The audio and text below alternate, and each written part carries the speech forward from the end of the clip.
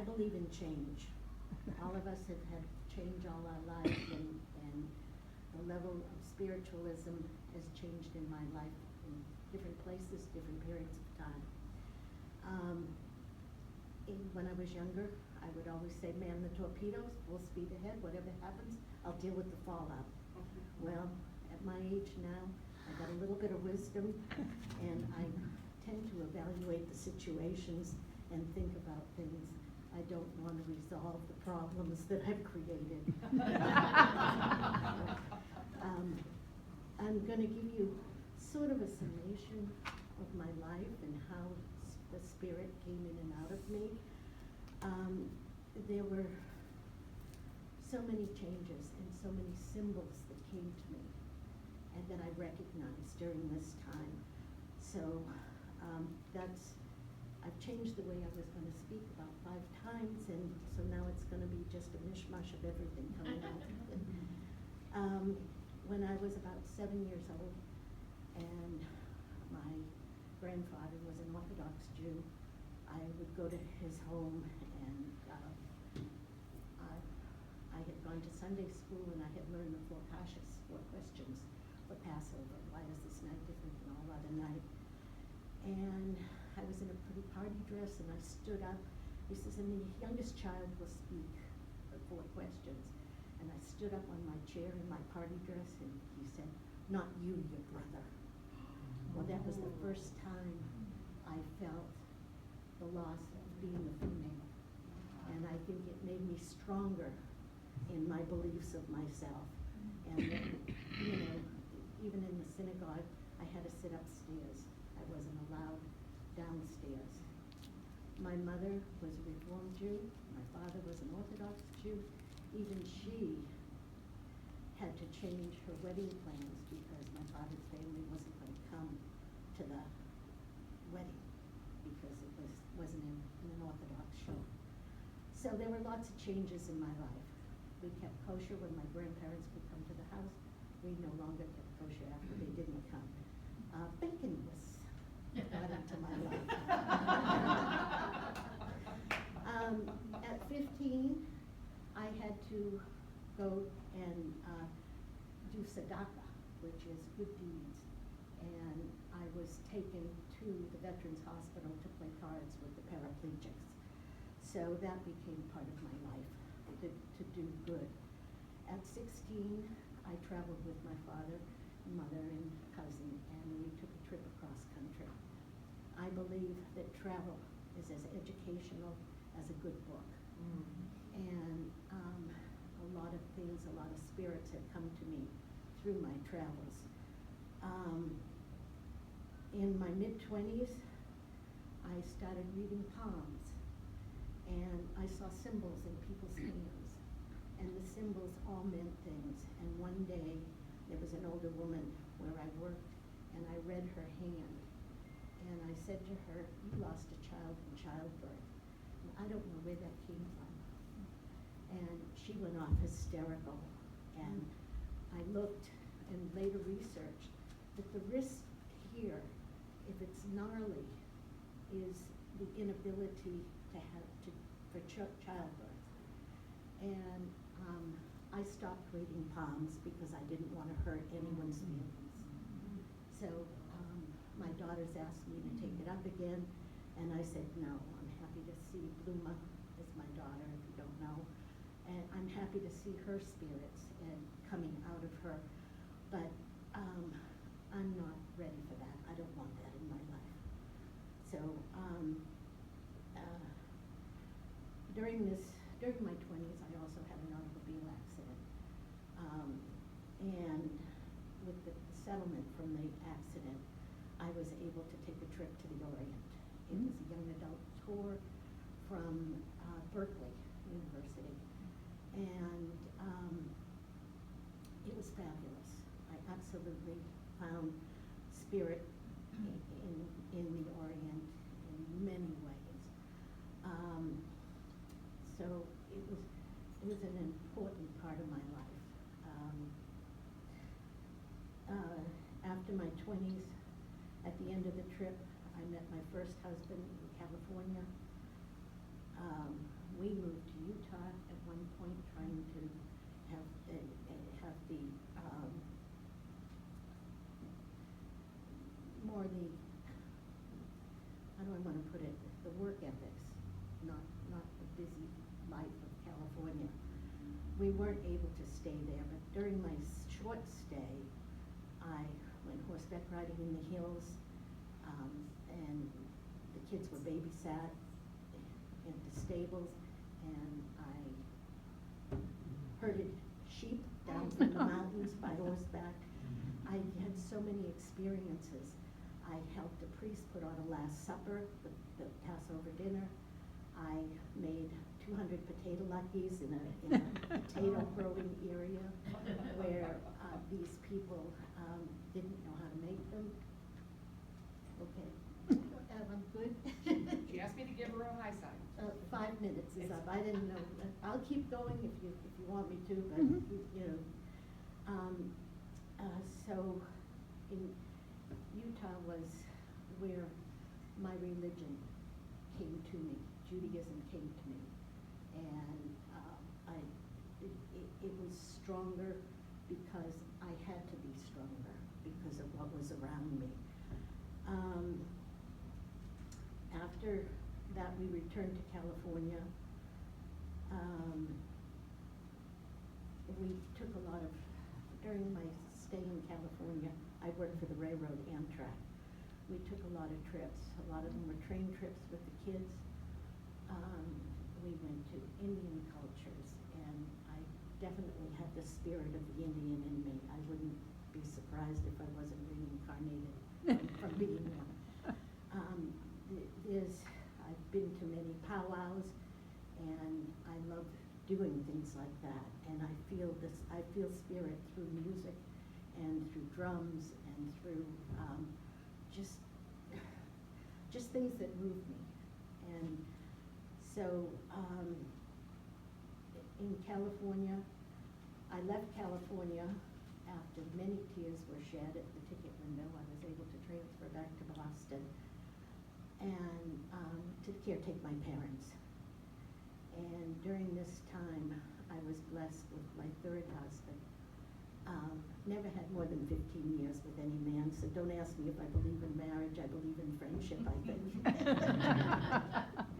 But in Boston, I was blessed with a man that was older than me, and he stayed home with my folks until we needed to bring help in.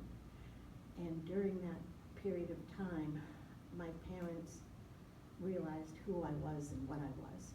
Up until then, I was always compared to my brother, and never as educated, and never as, though I did manage, I want to go back to in 1967, I dropped out of college with the bribe that if I went on my parents' 25th wedding anniversary trip to Europe and Israel, I would learn more than I'd ever learn out of a book. So I traveled with them, and I met my great aunt, who met her husband in a relocation camp from the war. And so all these things brought things out. I met cousins that I didn't know existed. I have been brought back into Judaism so many times in my life. But it's not the most important thing. The thing that comes through to me is fellowship and caring for other people. When caretaking my parents, when my father died, in the morning, the rabbi was at the house. I don't know how this happened. He said the Shechechiyanu prayer, which is Shechechiyanu v'kitzmanu lazman hazeh, which is the blessing of making it to this time in my life. And it meant the world to me. He said it at my daughter's wedding. He said it, when it's told 4 or 5 times a year, 5, 4. We say it in temple. When you say it, it's mainly the first day of a multiple day holiday. Yeah. Like on Passover coming up next month, you say it the first day. Well, my father said it on the day he died, and as I went to work, I was driving to work,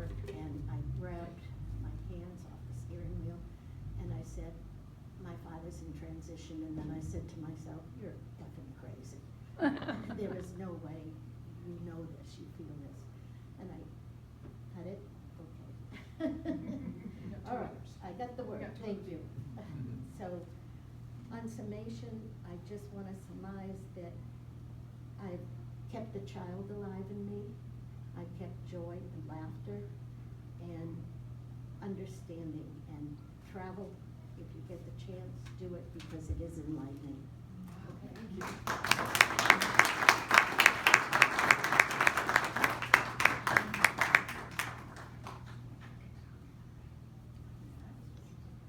David? Who's that? David.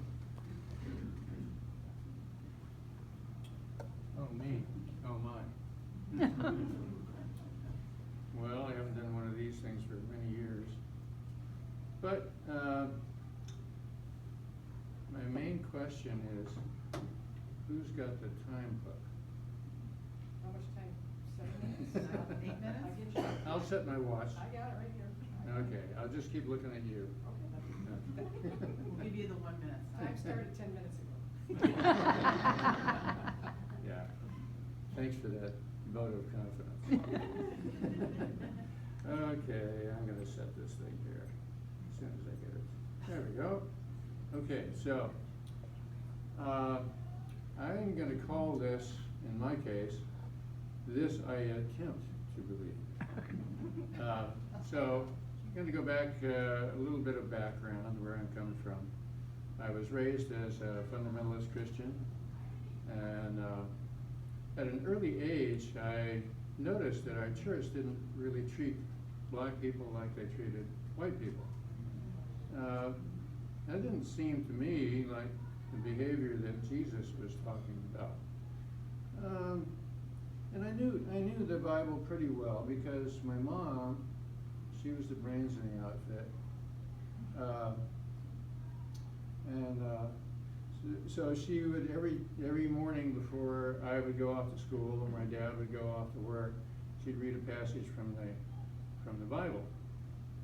She didn't give it any spin. She just read it. And so it was up to you to figure out what it meant.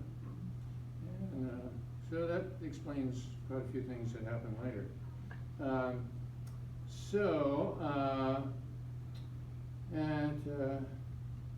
Let's see, where was I?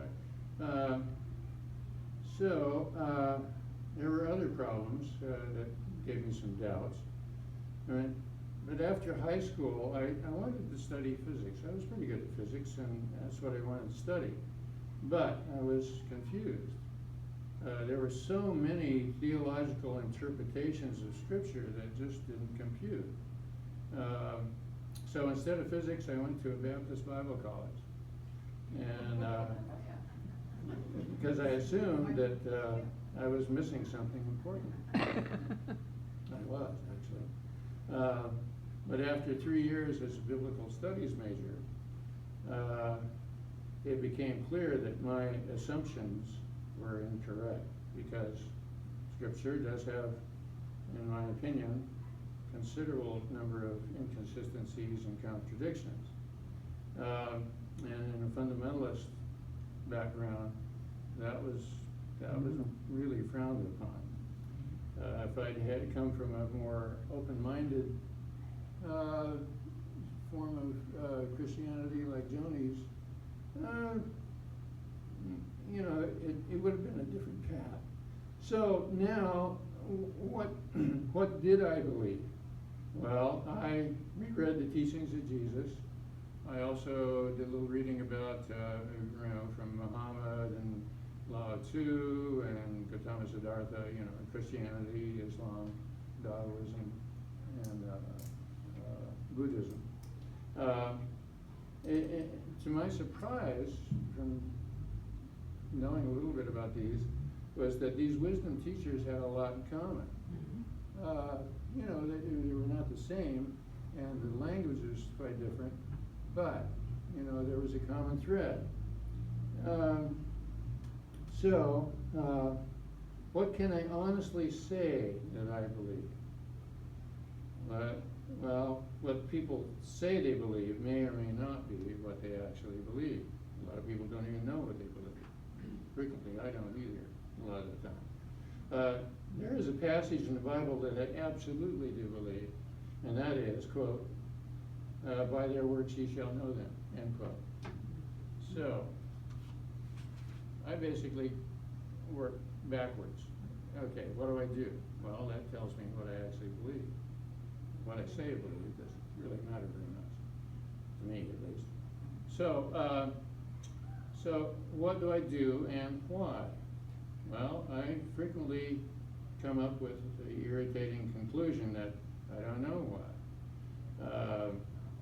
Another way of addressing this particular question is what gives an action meaning? Well, moving on, like most kids, I had an awareness of what was fair and what was not. Well, I was taught in this fundamentalist background that if you didn't believe in Jesus Christ as your Savior, you were going to go to hell, and for all eternity. And it didn't matter whether you ever heard of this guy Jesus or not. And that seemed really unfair to me, you know. And so,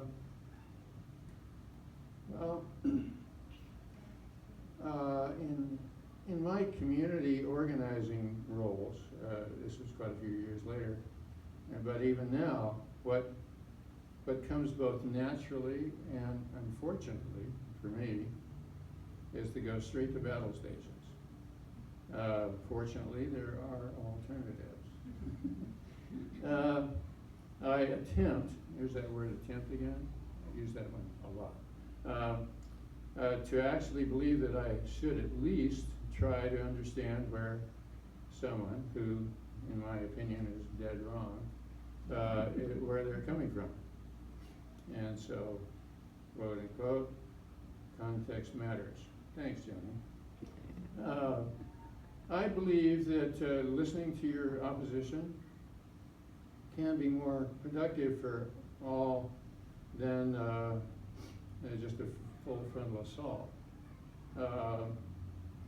I think I'm getting better at this, but you'll have to ask Joni. Speaking of Joni, which is something I'm kind of fond of doing. Many years ago, when we thought we were just hiking buddies, go figure, I was prone to saying, this is my church, when we were out in the woods somewhere. Well, we share our values, but theology, not so much. So I tend to follow the Gaia principles. I believe that the environment matters for all, plants, animals, including humans. Including humans I don't necessarily like, sometimes,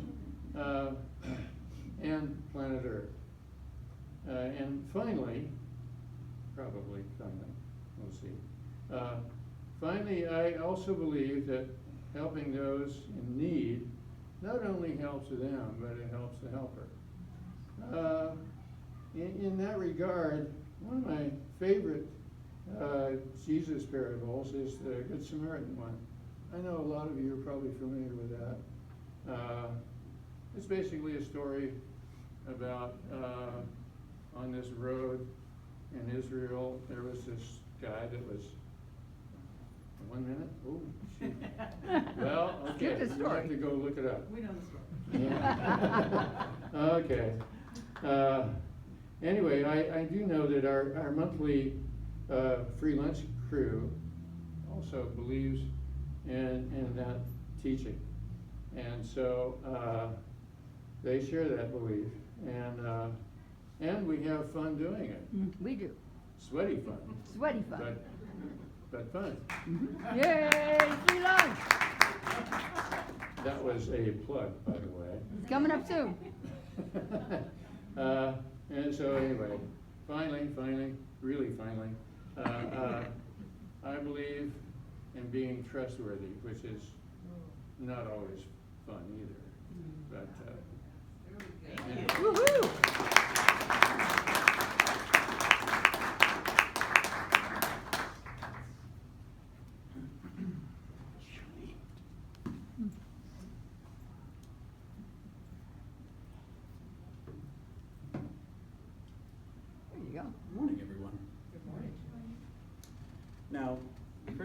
like to say is that while this speech may seem a bit negative at some times, I would like to gently remind everyone that while this is titled This I Believe, it is not all I believe. I believe that there's a great many good things about the human soul, life, and experience that I have not touched upon in this, as I'm limited to, how much time is left, Sally? Sure, 9 minutes. Wonderful. But this speech was inspired one night while I worked at Fred Meyer's. And I was listening to an essay that explored the inexplicability and complexity of human compassion. And if you would allow me the pleasure of what I experienced that night, I would all ask that those that are willing to close your eyes. You do not have to, as my point would be made regardless, but it will help you. Picture infinite labor. Someone working to complete a task that can never be completed in one form or another. The example that was provided to me came from an art exhibit. The laborer is only allowed to leave when they have swept a pool of oil into a perfect circle. But due to the natural state of oil, unless it is in a container, it will always spread out until it is evenly dispersed over an area.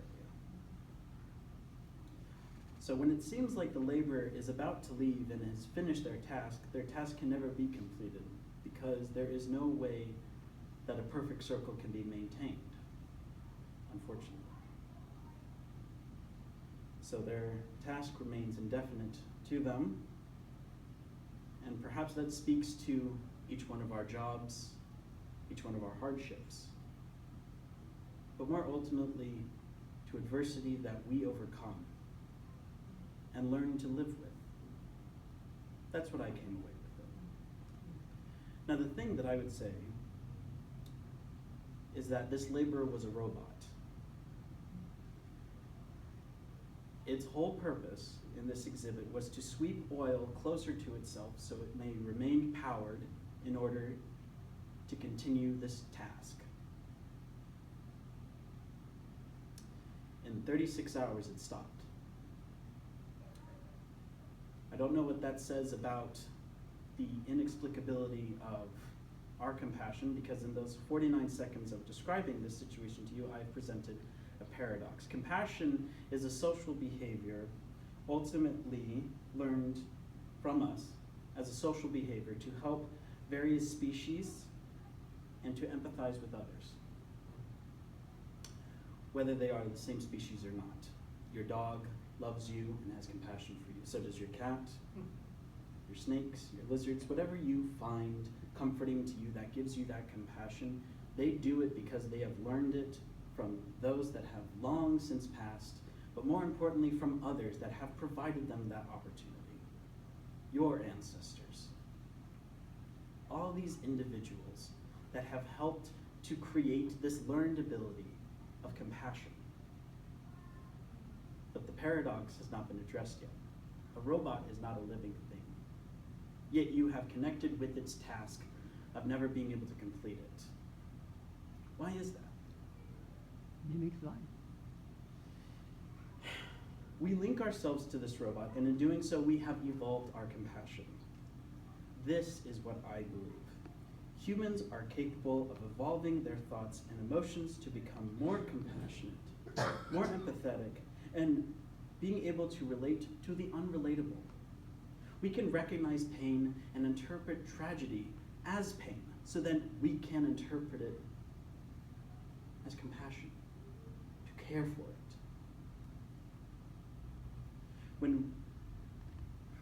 My apologies. Yet there are those that would hope to erode this behavior within us. There are those who profit from this lack of this phenomenal ability. They would wish for us to devote into simpler creatures, to treat those different from ourselves as lesser than we would treat those that we can identify with. It reminds me of a terrible quote that I can effortlessly recall whenever I choose to look at the most tragic of news. Quote, "Because people have begun to lose their hopes and forget their dreams, that nothing grows stronger. It is like despair, destroying this world, and I am helping it, because people who have no hopes are easy to control. And whoever has the control has the power. This quote is from Neverending Story. Lovely movie. You should search it up if you don't know. And this quote is from the wolf villain Gamorg, explaining his motive. But it can be easily said by anyone who would profit from human dissonance. To combat this, let us remind ourselves of what we have accomplished in this country alone. 10 years ago, gay marriage was legalized in America. That is 239 years before we evolved the thought that all people should be given the inalienable right to pursue those they choose to pursue without persecution. 52 years ago, Roe v. Wade awarded women the right to seek abortion and claim bodily autonomy. That is 197 years of direct disregard for women's rights until we heard an argument that evolved our thinking into believing that it was wrong. 61 years ago, the Civil Rights Act was passed. That is 188 years before we evolved the rationale that all those born in this country should be treated equally and granted the same rights of those across these United States. 160 years ago, slavery was abolished by the ratification of the 13th Amendment. That is 89 years too late. Yet while those injustices are a stain on our flag, marking it red, let us also remind ourselves of those that history have chosen to forgotten, the helpers, the abolitionists, that would say that slavery is immoral. They fought for, how many years? That's right, 89 years. Yep. In order to try to make that wrong right. Let us think about those that fought for women's rights. They fought for 188 years since the founding of this great nation. But they prevailed. These truths and ideals that provide freedoms to citizens across this nation keep the flag stained with white and the stars as well. While our history is wrong and filled with injustice, we are not hopeless in the face of adversity. We do not lose our compassion, nor do we lose that inexplicable connection we form with things that are not ourselves. We are all human. We all empathize with struggle, and we all understand that the only way to move forward is to move together, to group up, and to work harmoniously. Eventually, violence will no longer excite us as it does today. One day, we shall evolve the idea that hate is not a weapon, but a curse to contrict. It is a curse to trick those into control. And that equality and compassion will overcome our desires to become the apex predator that has been built within us since time began. The proof has already happened through that poor robot working a labor incapable of completion, and through our empathy towards its struggle. Finally, I want us to return to that night I spoke of at the beginning of my speech. I had a panic attack that night while listening to the essay that sparked my desire to speak today. This essay eventually discussed a topic I found innately satisfying. Why do we decide that machines are worthy of our compassion? And what patterns emerge to satisfy this indescribable desire to connect with that isn't human? There are many different ways that this essay went about it, but it left me with the realization. One day, somehow, there will be a question that I cannot rationalize, that I cannot logically think through in a way that satisfies me. I believe that one day, when we solve enough questions, enough problems, there will be a question, or many questions, that we as humans cannot solve. And that the scariest part in that is that those questions do not have to be solved by us. Not now. They will be solved eventually. One day, there will be world peace. One day, there will be a time where we can hold each other and find connection in ways that are just not capable right now. One day, we will be free. We will find that injustice is something that festers all around us, and we will attack it as if it is a threat to those thoughts.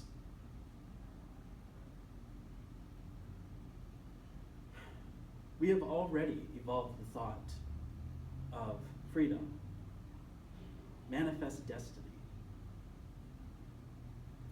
and understanding that even kings cannot take away the eternal power of words.